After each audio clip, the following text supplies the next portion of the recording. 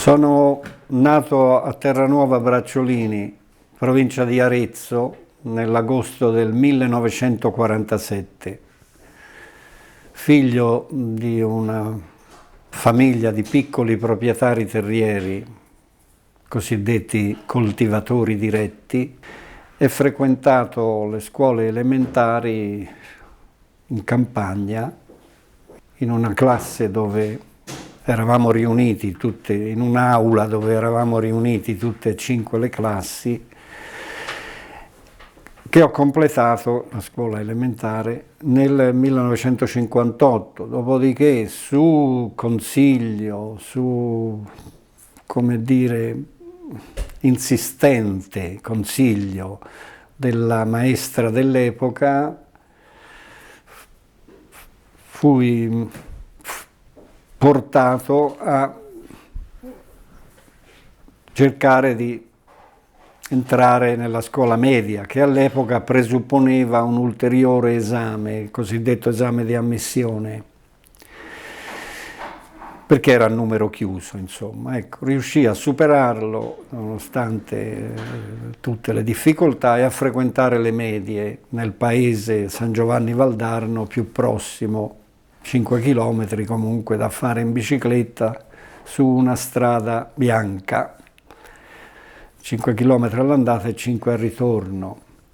Nonostante, ripeto, la scuola media all'epoca non fosse dell'obbligo e quindi comportasse anche un onere economico che non indifferente per una famiglia di non grandi, insomma, mezzi economici. Finite le scuole medie, successivamente frequentai anche le scuole superiori, sempre con sacrifici crescenti, a Firenze, quindi con l'esigenza di prendere un treno la mattina, la stazione da raggiungere in bicicletta, insomma una cosa abbastanza impegnativa senza voler fare, insomma, il martire. E ebbi un esito di esame di licenza superiore buono, sufficiente o adeguato perché potessi addirittura iscrivermi all'università grazie a una borsa di studio che comportava quindi il non esborso delle tasse universitarie, i libri e la mensa, e addirittura risiedevo alla Casa dello Studente a Firenze in un locale appositamente predisposto. Ecco, fu durante il primo anno, mi ero iscritto a ingegneria, in cui cominciai a constatare che le difficoltà successive sarebbero state via più e via via sempre crescenti. Uno, perché all'epoca ingegneria a Firenze aveva solo il biennio e la prospettiva era di doversi trasferire per il triennio per conseguire la laurea o a Bologna o a Pisa o altrove, insomma dico Bologna e Pisa perché le più vicine. La difficoltà di seguire l'iter per poter confermare ogni anno accademico la borsa di studio e quindi eccetera, che mi fece cominciare a dubitare sul fatto che potessi continuare e andare avanti così. Fu con queste perplessità che una sera condividemmo con un compagno, con un collega, queste appunto difficoltà, che non so chi fu dei due il primo a dirlo, ma forse io, forse lui, dice: ma quasi quasi facciamo domanda per entrare in Accademia Aeronautica. Farei, disse l'uno, e l'altro, e anch'io. Cos'era successo? Durante l'ultimo anno avevamo avuto a Firenze una conferenza, l'ultimo anno, il quinto anno, insomma, una conferenza di un ufficiale dell'allora scuola, ora si chiama in un altro modo, ma insomma la scuola di guerra aerea di Firenze, che era venuto a fare una presentazione su quale potesse essere, dopo la maturità, una delle strade da seguire, quella di fare domanda per entrare in Accademia Aeronautica. decidemmo di fare domanda, anche se nutrivamo modeste probabilità, chissà quante domande ci saranno noi così, ma chi vuole che ci prenda, insomma.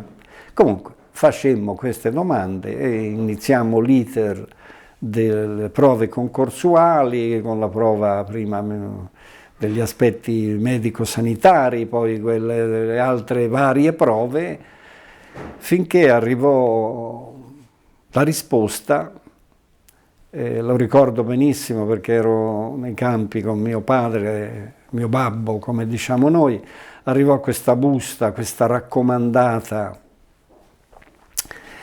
si vedeva che era di provenienza dell'Accademia Aeronautica, e quindi la aprimmo con un po' di trepidazione, no? E invece c'era scritto idoneo e vincitore di concorso. Idoneo vuole dire che uno aveva conseguito i risultati sufficienti, ma il vincitore di concorso significava che ero dentro quel numero di 120 all'epoca, allievi ufficiali piloti, per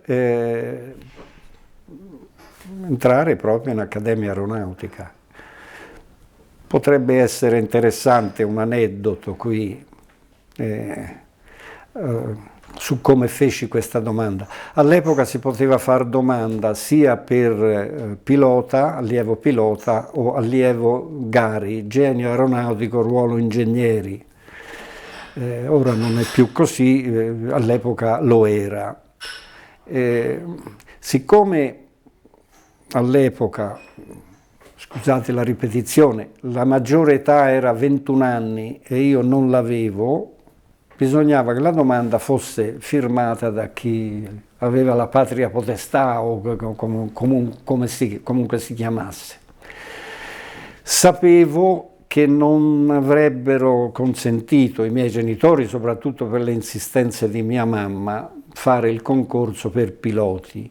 Questo lo dico perché c'era nello stesso paese, o meglio comune, io vivevo in campagna, ma il paesello di riferimento, un ufficiale pilota, e quindi in un paese piccolo si sa tutto delle sue attività e i rischi che correva, la voce, poi Vox Populi, eccetera, eccetera. Mia mamma aveva messo il veto con la domanda come pilota, sì, come genio aeronautico, ingegnere sì, ma non pilota. Siccome bisognava firmare due domande, io misi la domanda da genio aeronautico, ruolo ingegneri, sopra, e sotto feci uscire solo lo spazio per la firma in calce di mio babbo, dicendo la vogliono in duplice copia. E così lui, in buona fede, firmò una domanda da ingegnere in duplice copia, mentre sotto c'era quella da pilota.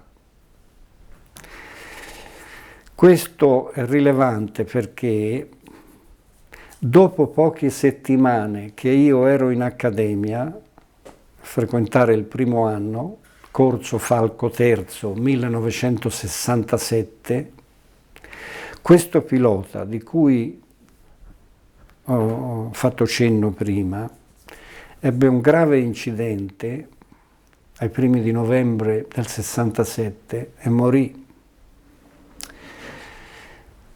E ci fu il funerale formale qui nel paese, mia mamma, che nel frattempo si era tardivamente resa conto che io invece avevo iniziato un corso da pilota, devi venire via, guarda cos'è successo, eccetera, eccetera. Il nome del pilota, corso Turbine II, Giancarlo Battagli, bravissimo. il paese sul quale si è lanciato lo ha eletto cittadino onorario perché fu riscontrato che lui su un RF-84, un ricognitore dell'epoca della terza aerobrigata di Villafranca, si era lanciato in extremis per evitare il paese e il paracadute all'epoca, il meccanismo non era quello del Martin Baker, risultò essersi lanciato troppo tardi, ma lo aveva fatto per questo motivo e quindi morì. Ecco, quindi questo è un pochino un aspetto significativo anche della mia vita, perché poteva prendere un'altra piega, eccetera, eccetera. Invece poi le cose andarono bene, inutile indulgere sull'accademia, dico solo che io col tirocinio che avevo fatto fin dai tempi delle elementari, poi a lavorare nei campi, poi andare a scuola, eccetera, tutte la disciplina, i tempi, il fare tutto di corsa, alzarsi presto la mattina, eccetera, in accademia, che giustamente pesavano su altri colleghi con altre origini, io insomma ecco, non ebbi grandi difficoltà. Posso dire di aver vissuto il periodo dell'accademia con relativa facilità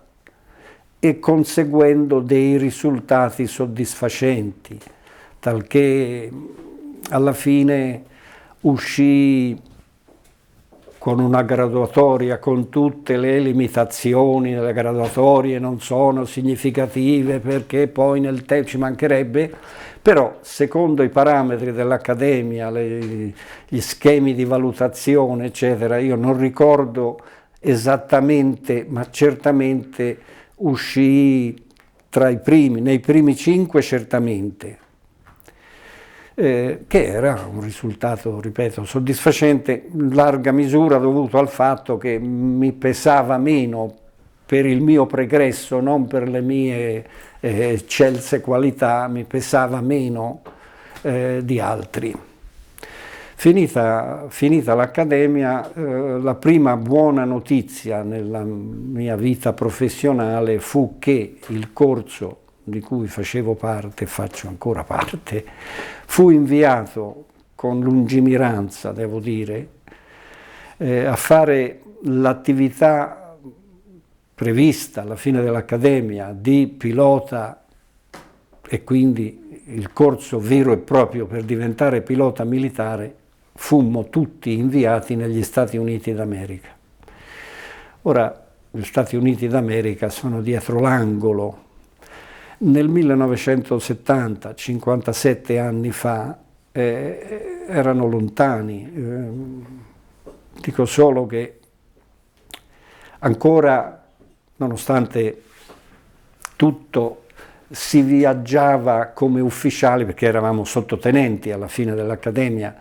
In quanto ufficiali si viaggiava in prima classe, già quindi il volo sul Jumbo Jet appena uscito, quindi il 747 lo facemmo in prima classe e quindi già quello fu un'euforia lì, io non riesco a descriverlo, insomma lo stato d'animo di andare verso un mondo ancora abbastanza sconosciuto per i più, insomma, ecco. E arrivato là, parlo di me, fummo prima insomma inviati giù nel Texas, a San Antonio, per una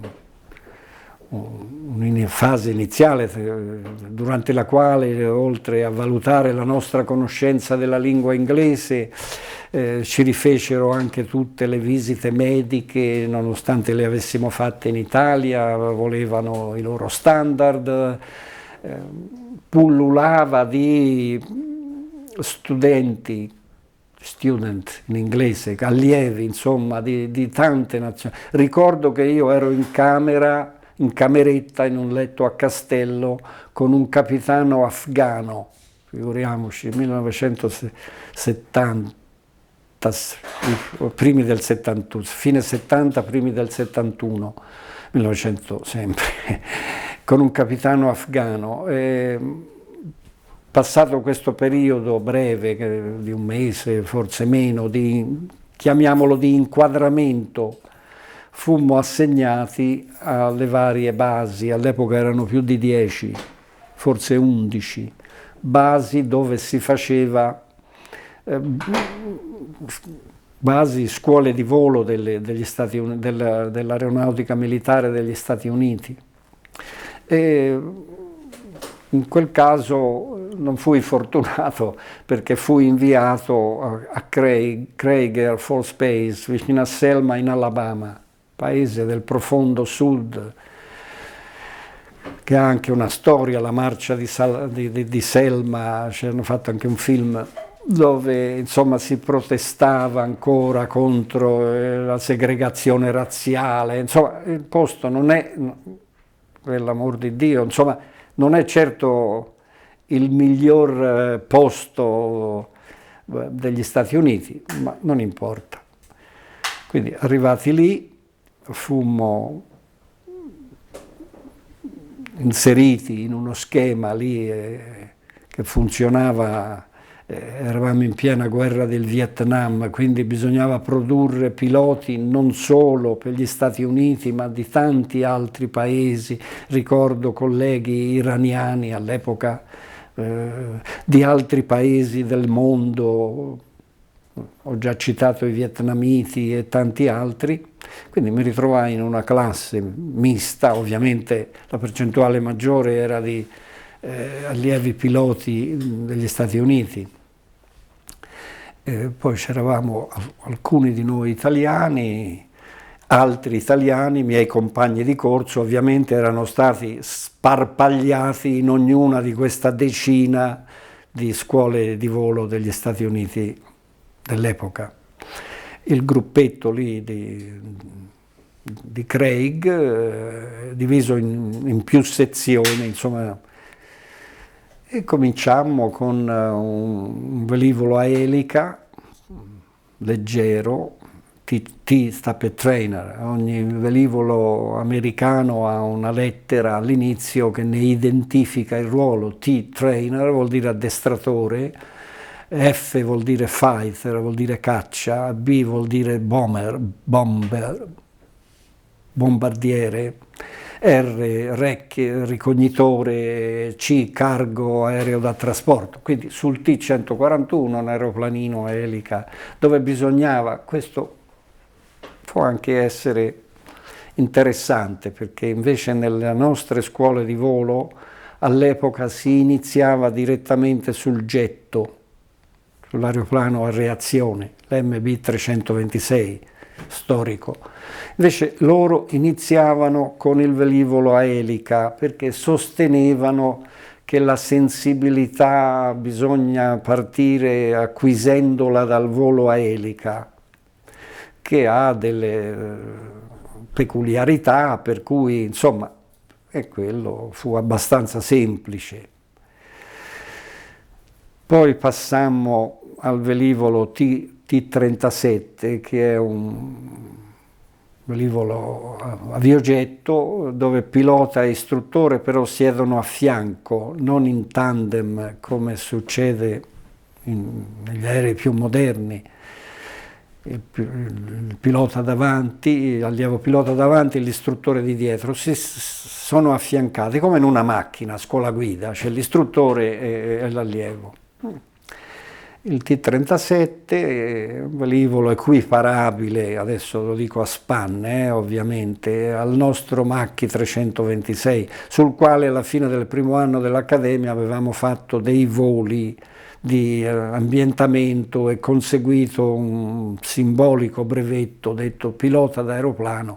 Era una piccola selezione per togliere proprio chi non presentava alcuna attitudine al volo e invece chi ce l'aveva o nel dubbio lasciamolo andare avanti lo conseguiva.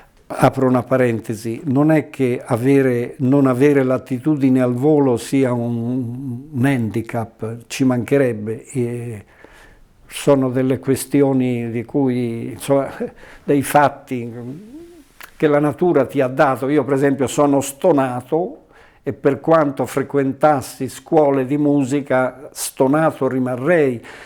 Scusate, mi si perdoni il paragone, cioè quindi chi non ha superato la prova da pilota non è che è un diversamente abile, magari è un genio. Ecco, chiusa la parentesi. Dopo il T37, il T38, la fase più avanzata, velivolo che è equiparabile, anzi è nato dal caccia F5, è un velivolo supersonico, è un velivolo con delle prestazioni che consentivano poi successivamente di potersi tranquillamente adattare a velivoli classico F-104 italiano, quindi non è certo uguale, ma alcune analogie di cui insomma è inutile parlare dal punto di vista squisitamente tecnico, è un velivolo abbastanza performante.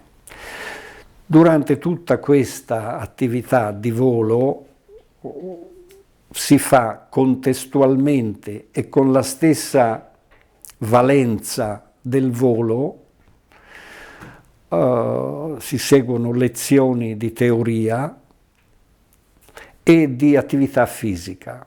La sommatoria di queste tre prestazioni determina poi se uno è idoneo e se sarà abile a superare questo corso, per intendersi. Uno può essere, esaspero, abilissimo in volo, ma non supera le prove teoriche della scuola a terra, cosiddetta ground school, materie come meteorologia, aerodinamica, più ne ha più ne metta, oppure le prove fisiche, e viene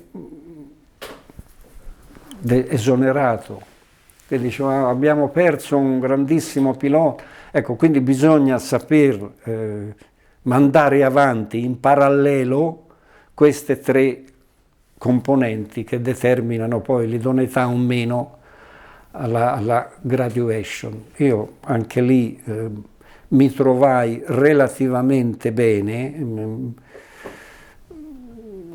arrivai quindi francamente anche a un risultato poi favorevole, mi trovai bene, superai il tutto, ci dettero il brevetto e si fecero le prove, mi ricordo, ci fecero fare delle prove e poi fu detto durante le prove verranno chiamati chi è arrivato primo, chi è il mio, chi è, c'era un aviere, un soldato, quindi un soldato semplice, aviere dell'aeronautica americana, che simulava, ogni volta doveva fare il percorso per arrivare al palco dell'autorità a ricevere questo award, questo premio.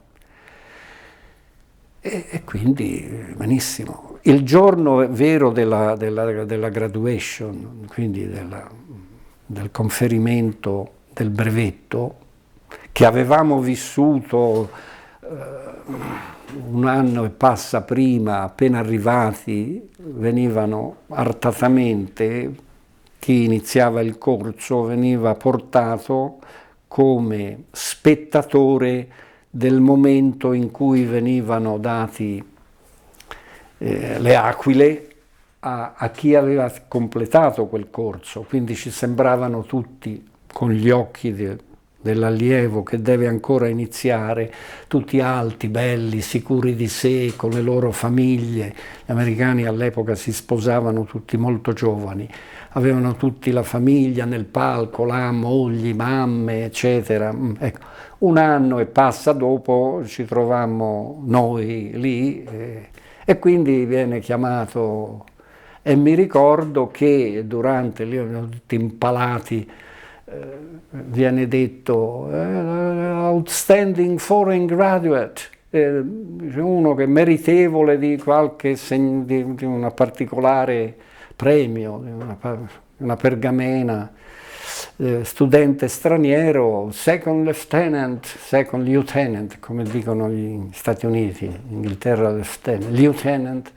Io tutto mi aspettavo fuorché di sentire il mio nome, talché quello mi stava vicino con il gomito mi disse: e io percorsi questa, la linea tracciata a terra col gesso, insomma, tipica delle cerimonie americane, andai a ritirare questo documento che da qualche parte ancora ho, ma è un bel ricordo, insomma. Quindi finì e rientrammo in Italia e lì dovemmo fare però, perché per motivi burocratici ancora il brevetto di pilota militare degli Stati Uniti non era automaticamente riconosciuto dalla nostra normativa e quindi dovemmo fare il passaggio vuole dire la transizione su un nuovo velivolo, sul G91T ad Amendola, che era scuola invece deputata per i piloti sugli aviogetti a rilasciare il brevetto appunto di pilota militare. Quindi andai con gli altri compagni di corso ad Amendola, facemmo pochi voli, ora non ricordo, 3 o 4 sul G91 e allora potemmo avere il riconoscimento del brevetto di pilota americano in quello italiano perché emesso da chi ne aveva titolo. E la successiva assegnazione fu alla linea F-104.